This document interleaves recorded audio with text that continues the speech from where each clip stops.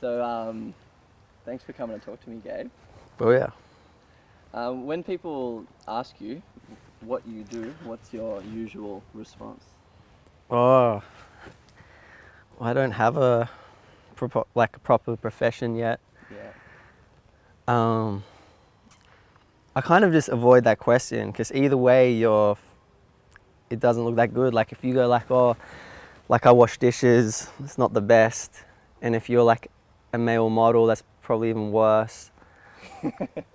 So I just kind of avoid that question, but I don't know. Like I avoid the question pretty much.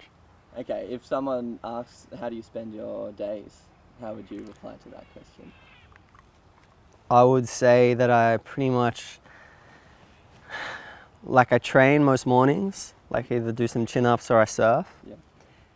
And then I'll make music. So pretty much I'll just do something creative. Like I'll draw, make music, paint, hang out with my mates. Like kind of most of my days, like I wake up early, train or surf, work, stop at about 11 or 11:30, go surfing with you, get back at about 1 and then continue on.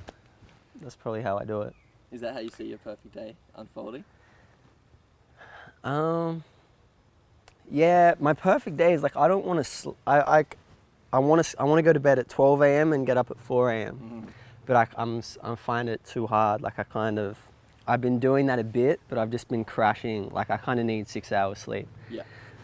So I don't know. Maybe I'll figure it out how to sleep less. But yeah, was that the question? The perfect day? Yeah. What does a perfect day look like to you? It can involve anything. Like 3 good square meals. Mm. Something good and physical, like training and surfing, and just doing whatever I want to do creatively, and then just be like happy with it. Yeah. And then read. I kind of always, and also learning, just having good experiences throughout a day is just like experience is everything pretty much. If I'm like learning and evolving, then I'm pretty happy with the day. Yeah. Well, so I suppose for people who don't know, you and I have been best mates since we were, 12 years old. And since I met you, you've always been a student of the world. You and I were both not university graduates or anything like that. Yeah. But from the moment I knew you, you were learning meditation before we were in high school. You were reading books upon books that people who are 50 and 60 aren't at that kind of caliber to read yet. So you've always been, studying. What prompted that? I just think when you get tested in life, like a lot of the time when you're unhappy and you've been pushed to a certain extent where you just can't handle it anymore, you can't help but like looking outwards and trying to find things to kind of fix you and, make you become better. So I kind of think books was just the environment that I was in. It was just they just helped me really. They were just like teachers. Yeah. So that's kind of, I guess that's why at that age I was just doing those types of things. Drawn to it, yeah. And what drew you down to learn meditation at such a young age? And how has that affected your life from there when you learned that? I should start saying before everything, but I think just like a lot of people, just when you're young, I had a lot of anxiety and just I wasn't that happy with certain points in my life, and I wanted to fix them. So I saw our friend Gary Gora. I saw him on the beach in Bondi, and I knew his brother quite well, but I'd never really met Gary. But the second I started speaking to him, he just had a certain light that he had that I knew I wanted. So I was like, what are you doing? He's like, I'm a transcendental meditation teacher. And then I walked away, and then later that day I called him and I was like, could you teach me? And then Gary taught me, and then that was that. Did you see a change in yourself when you started meditating? For sure. Like I still kind of, for a long period of my life, like I was just like, I'll be happy when I get from here to here. but I would just be like this the whole way, and not, these are all such cliches, but it's true. I just really wasn't in the moment, and I just, it just kind of grounded me, you know, and just, yeah, it's like, it's just that feeling of just, it's just the more form of being at peace. Yeah, that's cool. And how about creativity? Has that always been a big part of your life? Yeah, it has, for sure. I'd like, Because I think anyone that knows you, you know, you make music, you write incredible lyrics, you draw, you paint with your willy, you do lots of different forms of expression, and yeah, and it seems really fearless the way that you kind of just get into it. You know, again, you're not, from my knowledge, formally trained in any of those things, and I don't think people have to be. You've been a testament to that. Well, so yeah. I personally just like things that like turn me on, things that I find interesting are just things that are different. Like I would always rather be, you could be like really good at something, like good, or you can be like maybe not so good, but there's no one else like you doing that. And I just personally find that more interesting. It's more, I'm way more intrigued by that. So like kind of the way I always just judge things really and like weigh things up is just like, I'll look at something and just like, is it unique? You know, is it different? And not for the sake of just being different, like to the mass or anything like that, just different. Like, is it different for me? So I've always got to step out of like the realm of comfortability and just do things that you're almost like, oh, it's kind of embarrassing, but it's cool. And you even feel a little bit anxious about doing it, but then that's kind of, in the long run, I think when you do those types of projects, they're the ones that last more, you know, they last a lot longer, because if you're just doing it safe the whole time, it just, yeah, I don't know, it just bores me. And so what about having that courage to be an individual, whether you're expressing yourself creatively for the world to see or not? Have you always felt comfortable being yourself? Yeah, I've always felt comfortable being myself, but it's just me versus me is the worst. Like, it's not like I've really been trying to learn and deal with it, because I'm like, I can be so good to myself and so loving, but then I can be such a cunt. Yeah. And you know, I've had like a definitely, probably some of like the hardest years of my life have been like the past year and a half, because it's just like, yeah, just really hard, you know. But it's just like, you know, it's a lot easier said than done. It's just like, you'll love yourself or whatever, that's true, but to practice it is a different thing. I think I may have got a bit lost on the question, but No, it's good, it's perfect. Why are you hard on yourself sometimes? Like, and not just you, but I think everyone can be hard on themselves, you know. I think everybody in society could learn to love themselves more, and you know that, and you've taught a lot of people that, you know. But why do you feel, for example, you've been hard on yourself? ego, like that's it. Like, just to be completely honest, ego is just, you know, it's I think like the more alert you are, the more conscious you become, you just have certain different values. You know, I've been valuing things for all just like shallow reasons. Like, I've really been in a shallow consciousness at this area of my life where I haven't felt worthy, because like I'm in this little shack like this with no windows, and it's pretty ghetto, and you know, there's a lot of things that kind of like I wouldn't have thought these things would have planned out this way.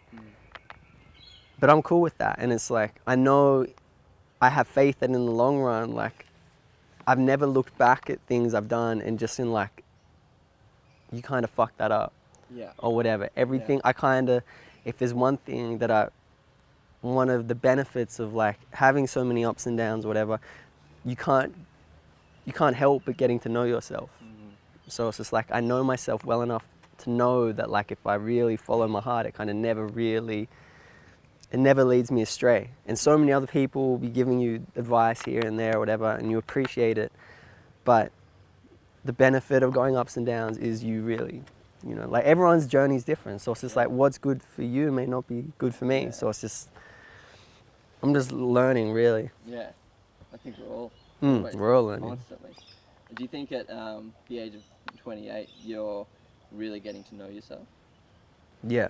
Yeah. Yeah, see that's what I mean. When you're conscious, when I value myself, I've told you this before, but like this is just more a metaphor. It's nothing to do with religion, but a good friend of mine, like our friend Matt, he's a priest, and I was at church with him, and I ended up just having this this epiphany of how like God made the perfect human being, which was Jesus Christ, and everything that mattered to God was like character, integrity, you know, love, understanding, all those things.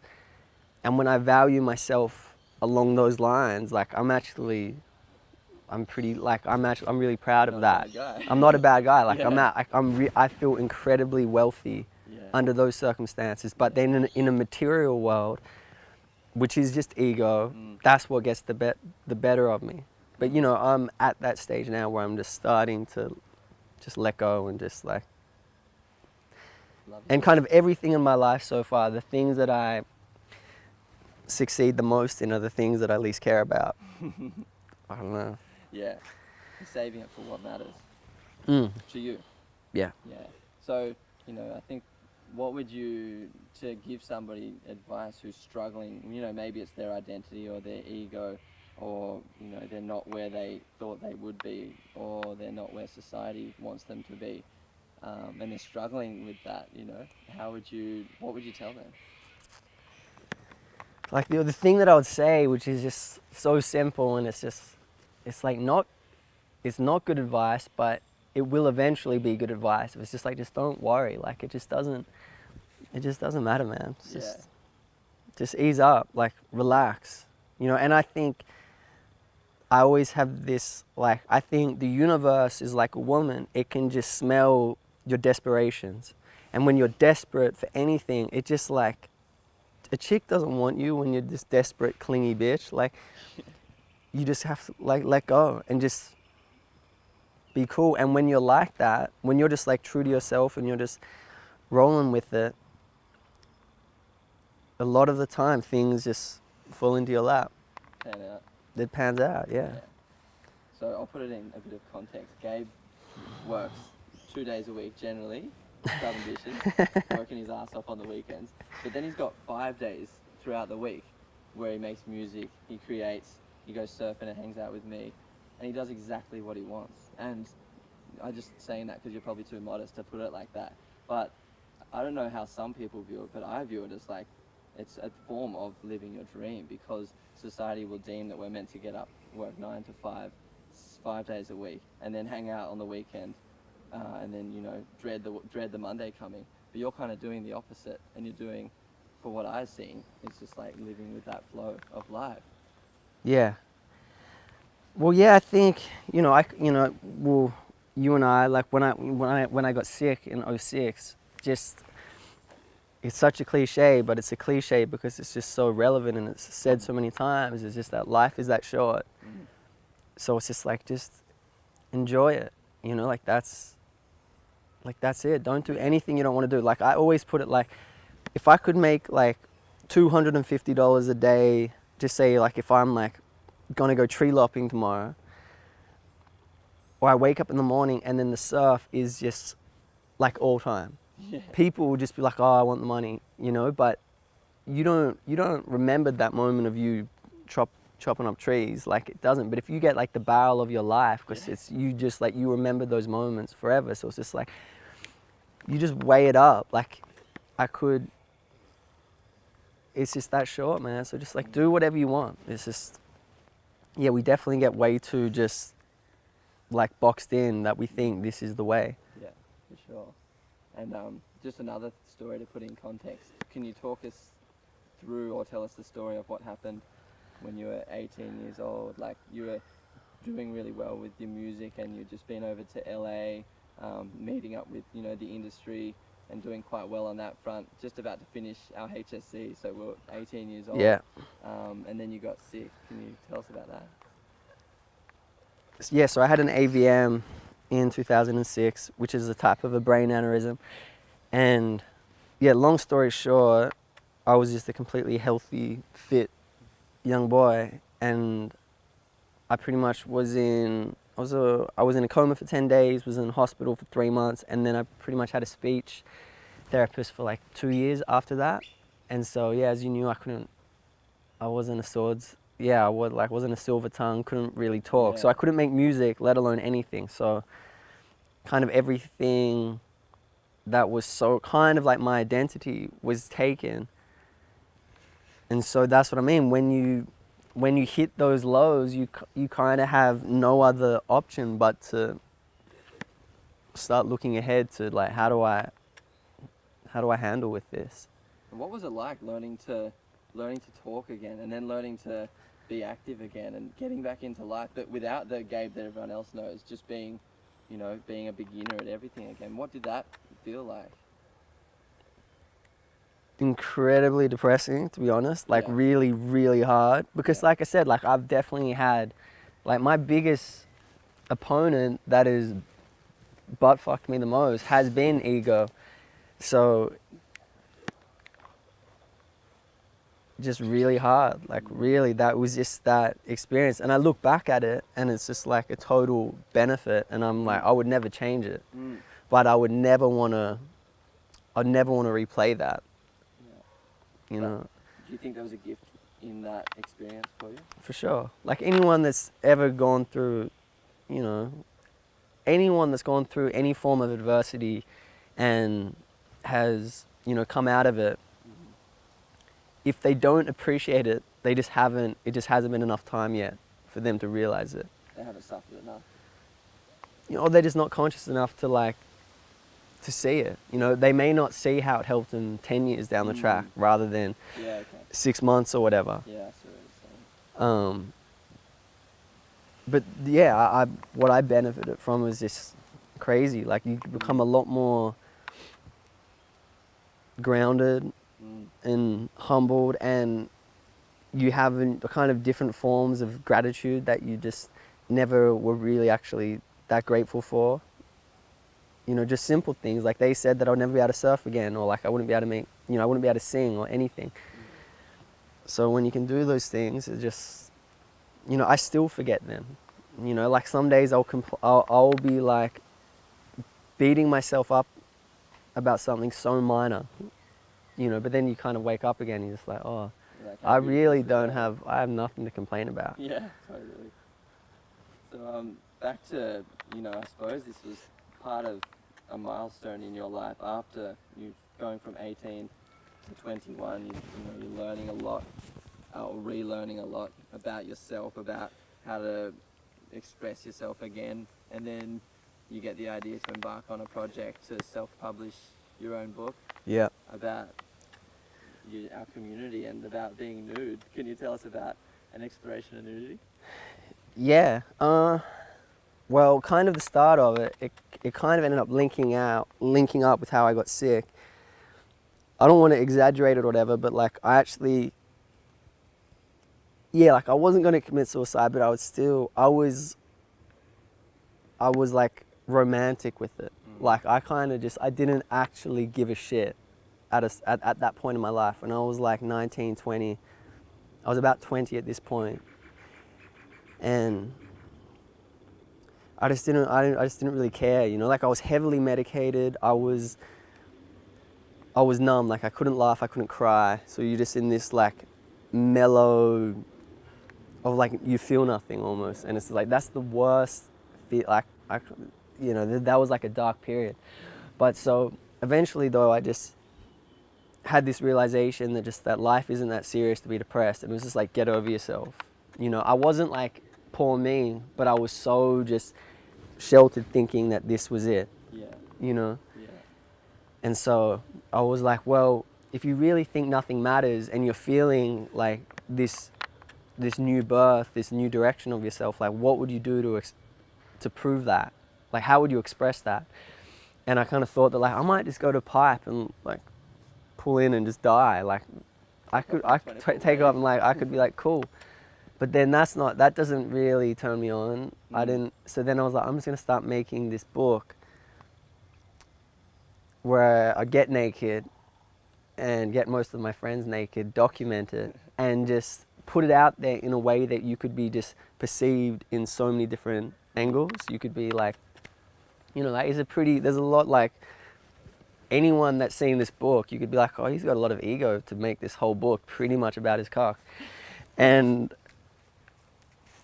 yeah, I don't know. See it, though? Like, no, I don't see it like that at all. Yeah. Like well, it was honestly being free and not caring, like, but truly not being influenced by what was cool or what wasn't or anything. Like it was made pretty much, you know, in a little town in Australia that pretty much most people in the world don't know of. Yeah. And it was just totally pure. Like in all those photos, we're smiling like children. It wasn't about being sexy or anything like that. It was really a pure experience. And now that like whatever I'm doing, like that taught me so much of just how to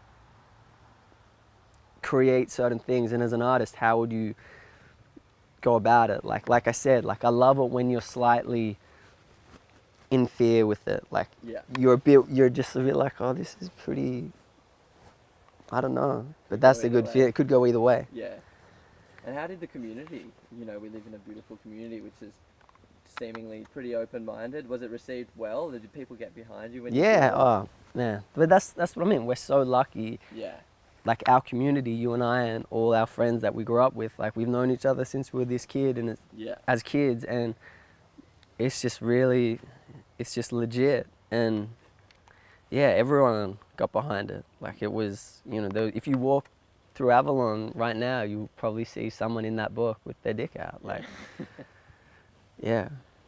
So, You once wrote, I think you wrote to me or you told me I was making a pretty big decision in my life at the time, you know, for what I perceived to be big. And you said to me, you know, we create actions out of a place of either love or fear. How have you had, like, what kind of fear have you had in your life to realize the opposite effect of love, if that makes sense? Like, what kind of fear have you dealt with to then, you know, come out the other side of it and express love?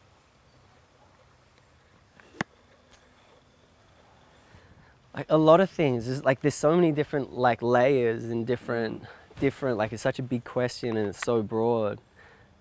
What did you fear that you don't fear anymore?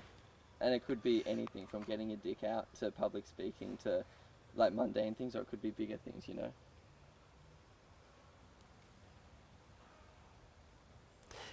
Like more things I'd more fear is like, this is an example of like depression or anxiety. Like I kind of thought that when I was like 19 or 20, they were probably like the toughest years of my life. And I've really thought that like I would never be near that area ever again. And I kind of have, and you know, but that by the time I was 21, I was kind of on the mend and I was like feeling really good. Like it was a new birth and everything's rolling. And then 23, 24, 25, 26, it's just, you're still just, you know, you're learning whatever, but you're still a lot like, you're pretty content, you're chilling, you feel good. But then kind of like 26, you know, a whole bunch of other things, but that kind of brought me back to that area. Not as, it's different, not as bad, but it's, you know, it's still the thing. And then I'm like looking back, just going like, holy shit, like, am I here? Like, do I feel this shit again? Like, I never thought this ever would have happened. But what I learned from the fear in that is just that, like, I don't really fear it now, being in that dark area, because I'm so confident within myself of like dealing with it, you know. And I don't like, I don't, like, you know, some people are like more comfortable being depressed, so they just stay depressed their whole life. I don't want anything to do with it, but just sometimes I haven't learned to master it completely. I don't think anyone ever does. So just, I don't really fear that, like the dark times or whatever. And I would almost kind of like, oh, I never want to feel like that. But now that I have, I'm just like, man, I can really handle, you know, I'll probably say that like I feel like I can pretty much handle anything, but then God would probably test me and I'll be like, no, I cannot. Like, that's bullshit.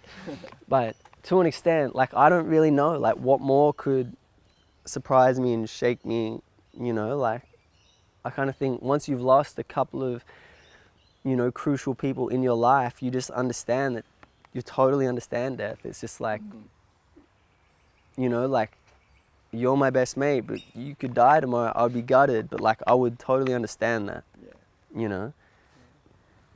I don't know, I probably didn't word it all that well, but it makes perfect sense, man. yeah. It makes perfect sense.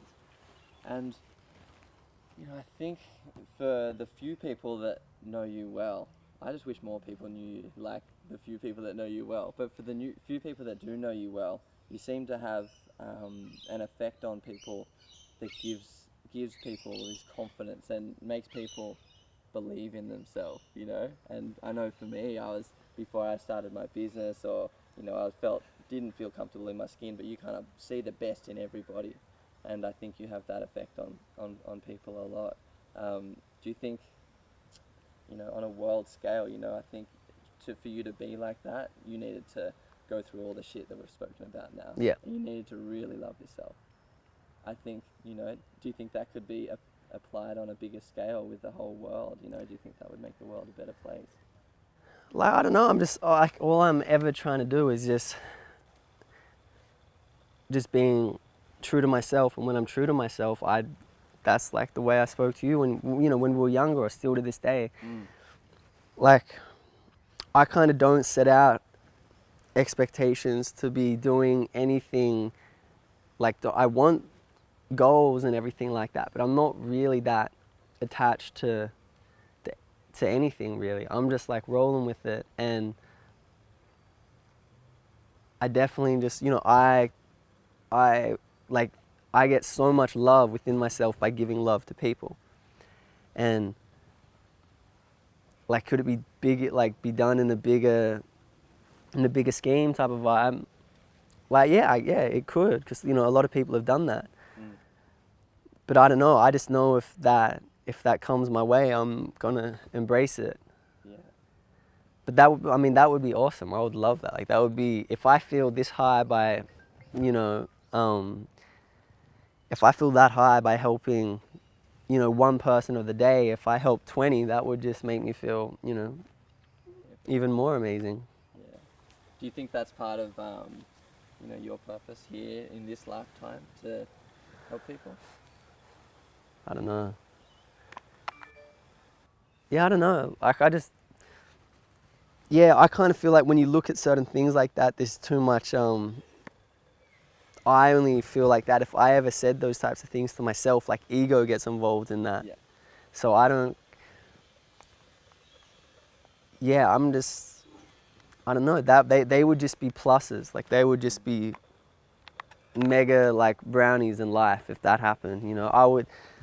I would love that more than anything, you know. To help more people. Yeah, for sure. And do you think at the moment, or in the future, the music that you make is going to be that vehicle for hopefully helping people? I have no idea, because really the music I've made so far that really no one else has ever heard of, probably except you, it's dark. But then I don't know, it's not necessarily, but it is kind of dark, so it's not like positive, but it just depends which way you look at it. Like, it's like, I really just have no idea. Like, I haven't tried to, the whole reason why certain periods have taken so long for me was because I was still trying to please people of what I thought people wanted. But then I'm like, I don't know, that probably helps people to create more. But just for me personally, I just don't think that's not me. Like, I think I'm better of, like, I read this I read this like last night, and it says like the best way to measure success is the amount of people you offend. And that, you could look at that as a negative, but I just find that so funny. From like, you know, making an exploration of nudity, or like doing this music right now, that just turns me on, because Yeah. when, like, I don't want to like offend someone, but just to ruffle someone's feathers is, I just personally find that fun. So, Yeah. you know, I don't know. That's cool. Do you, when you're writing music, and you know, it is, some of it's dark, but some of it's incredibly uplifting as well. You know. Yeah.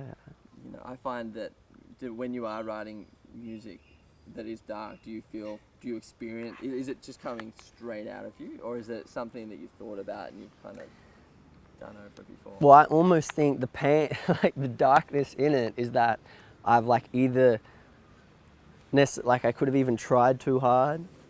And like that's what, like a little sidebar, but that's like one of the biggest things that I've learned is like in certain areas of my life, I've tried way too hard. You know, and I think if you're that attached to something and you're trying that hard, it goes back to the same metaphor we're talking about being desperate. It just doesn't, it's never benefited me behaving like that. So when you mean like, when it comes from, you know, writing dark music or whatever, it's just like, it's just capturing that moment of how I felt. Sometimes, like, I can be incredibly happy, but be like making a darker tone of sound, like. And like I said, there's this other thing is like, you wanna leave enough room in the studio for God to get into it with you, you know. And so sometimes you just don't even really know what you're saying. Like, some of the best things I've ever done are just like freestyles. Like, the best hook has come out of just a freestyle, and you don't even really know what it is. You just like, I like the sound of it, and then like you wake up in the morning and you actually listen to what you said, and it is dark. And you're like, I wasn't feeling dark right then, but I don't know. That's how it came out. That's how it came out. expressed. Yeah. Yeah. And what is God to you? God.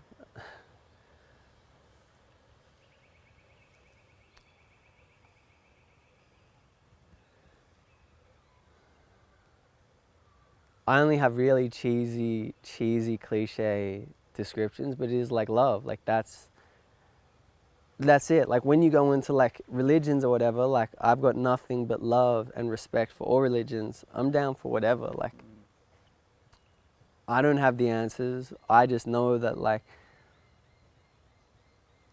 it's just about being good. Like, it is just, yeah, like it's such a cheesy thing. It's cliche, but yeah, love. But then that's what I mean though. If you put like, before Caucasians came to Australia, it was just all Aboriginals. They didn't know about Christianity. Did they all go to hell because they didn't practice Christianity? Like, that just doesn't do the math for me.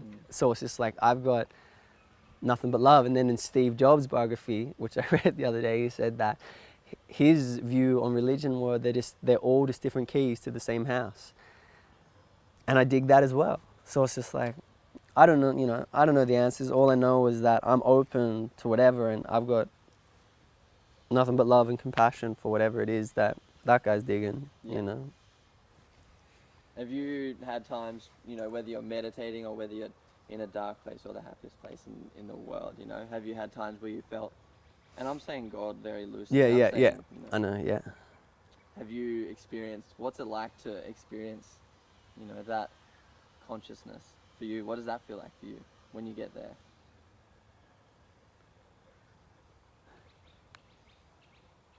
It's just here, like, it's just like a buzz. That's what I feel, where I'm not thinking or not doing, it's just, you're just being.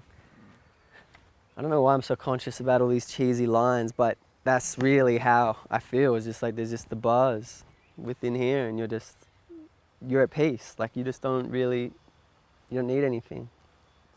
You just chill, you feel it. I don't know, that's probably that's the best way I could articulate it. I think they're cliches and they're cheesy just because they've been said so many times. Because it's truth as well. Yeah, no, I agree. I just was like, maybe I could give it a different description, but maybe another time. Maybe another time. All right, dog. Well, it's been great to have a chat, and I want more people to see the work that you do, whether it's through music or whatever it is that you do. So, Boom! thanks, Doug.